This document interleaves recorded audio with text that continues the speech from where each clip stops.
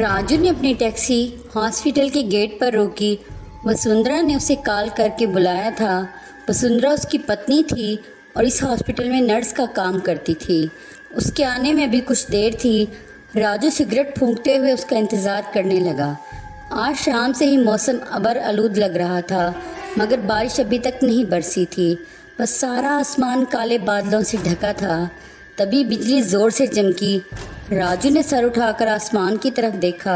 शायद बारिश होने को थी। उसने जल्दी से जूते के नीचे अपनी बची हुई सिगरेट को बुझाया और टैक्सी में बैठ गया। उसे टैक्सी में बैठे हुए थोड़ी ही देर गुजरी थी कि किसी ने बाहर से टैक्सी के शीशे पर दस्तक दी। राजू ने शीशा नीचे करके देखा। वहाँ एक लड़की खड़ी थी जो कि सफ़ेद साड़ी में मलबूस थी। उसकी आंखें देखकर ऐसे लगता था जैसे वो बेतहाशा रोई हुई हो।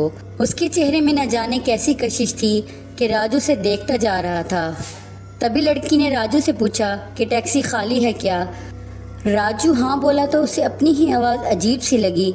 ये मुझे क्या हो रहा है, ये लड़की इतनी भी खूबसूरत नहीं है। लड़की ने राजू को अपना एड्रेस बताया जो कि यहाँ से 30 मिनट की दूरी पर था।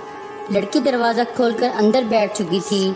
जैसे ही उसने टैक्सी स्टार्ट की, उसे वसुंधरा का मैसेज आया कि वो अभी बिज़ी है, एक इमरजेंसी आ गई थी इसलिए वो अभी नहीं आ सकती। तो राजू ने उसे ओके का मैसेज कर दिया और वो मुतमईन सा था। टैक्सी में बजता हल्का म्यूज़िक, बाहर का सुहाना मौसम और उस खूबसूरत लड़की की संगत। राजू ने बैक व्यू मिरर से पीछे देखते हुए अपनी किस्मत पर रश किया था।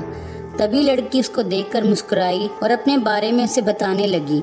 लड़की ने बताया कि वो यहाँ अपने पति से मिलने के लिए आई थी। उसका पति एक रोड एक्सीडेंट में ज़ख्मी हो गया था और इसी हॉस्पिटल में वार्ड नंबर 10 में एडमिट है। वो थोड़ी देर के लिए घर जा रही है ताकि कुछ आराम कर सके। राजू ने उसे बताया कि उसकी पत्नी भी इसी हॉस्पिटल में नर्स है। तो वो लड़की मुस्कुराने लगी।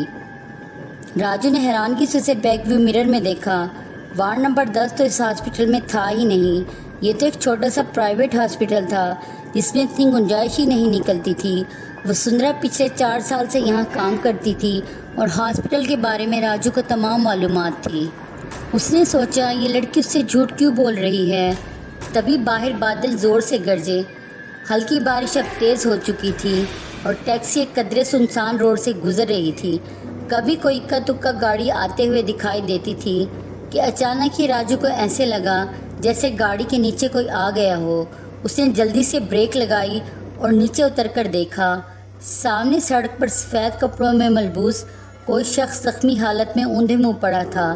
उसने जल्दी से उसे सीधा किया। उस शख्स के सर से खून निकलकर उसके कपड़ों और चेहरे पर फैल गया था। वो दर्द से कराह रहा था। तभी उस शख्स ने अपनी आंखें खोलकर राजू को देखा। राजू ने घबरा कर उसे छोड़ा और डर कर 2 कदम दूर हो गया। वो ज़ख्मी शख्स ज़मीन से उठ खड़ा हुआ। उसकी आंखें बिल्कुल सफ़ेद थी। वो धीरे धीरे राजू की तरफ बढ़ने लगा। राजू का खून खुश्क हो गया। उसका दिल उछलकर हलक में आ गया था। वो जल्दी से अपनी टैक्सी की तरफ बढ़ा। तभी टैक्सी के अंदर से वही लड़की बाहर आई। उसका खूबसूरत चेहरा एक बूढ़ी औरत के चेहरे में तब्दील हो चुका था। उसकी आंखें खतरनाक हद तक सुर्ख हो रही थी और चेहरे पर एक अजीब सी पुरस्कार मुस्कुराहट थी। राजू डर के मारे पीछे हुआ तो उस जख्मी शख्स से टकरा गया।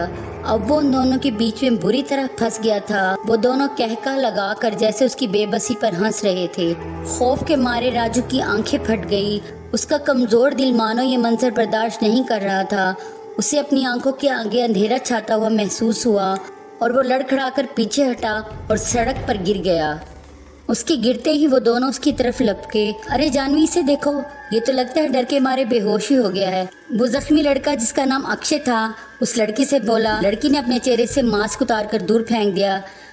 वो दोनों घबराए हुए से उसके पास बैठ गए। अरे भाई साहब, होश कीजिए। देखिए, ये तो एक छोटा सा प्रैंक था। वो देखिए सामने रोड पर उस तरफ, वहाँ हमारे कैमरे लगे हुए हैं। अरे भाई साहब, हाथ हिला दीजिए। हेलो। अक्षय मुसलसल उसे होश में लाने की कोशिश कर रहा था।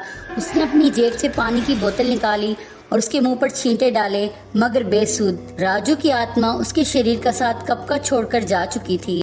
उसका कमजोर दिल ये छोटा सा प्रैंक बर्दाश्त नहीं कर सका था। जानवी ने अक्षय को उसे हॉस्पिटल ले जाने का कहा, मगर अक्षय इस चक्कर में पड़ना नहीं चाहता था।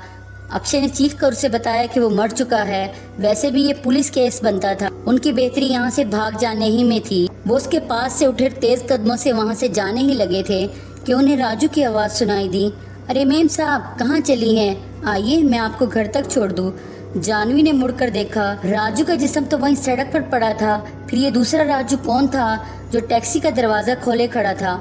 अक्षय और जानवी के पांव खौफ से ज़मीन में गड़ गए। उन्हें अपनी आंखों पर यकीन नहीं आ रहा था।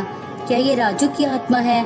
जानवी ने लड़सते हुए लहजे में अक्षय से पूछा। और बेचारा अक्षय, उसकी तो हमारे खौफ की गिग्गी ही बन चुकी थी। तभी राजू टैक्सी चलाते हुए उनके करीब आया और भारी आवाज़ में बोला, तो चलें।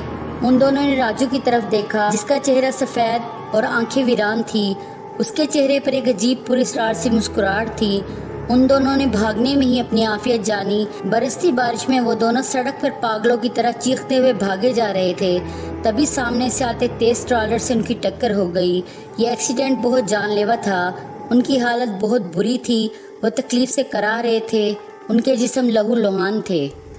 उनके पीछे आते राजू की टैक्सी न जाने कहां गायब हो गई थी। उस रात पुलिस को एक ही सड़क पर कुछ फासले से 3 लाशें मिली थी। 2 की मौत तो एक्सीडेंट से हुई थी, मगर तीसरी लाश जो टैक्सी ड्राइवर की थी, उसकी मौत का मौमा अभी तक हल नहीं हुआ था।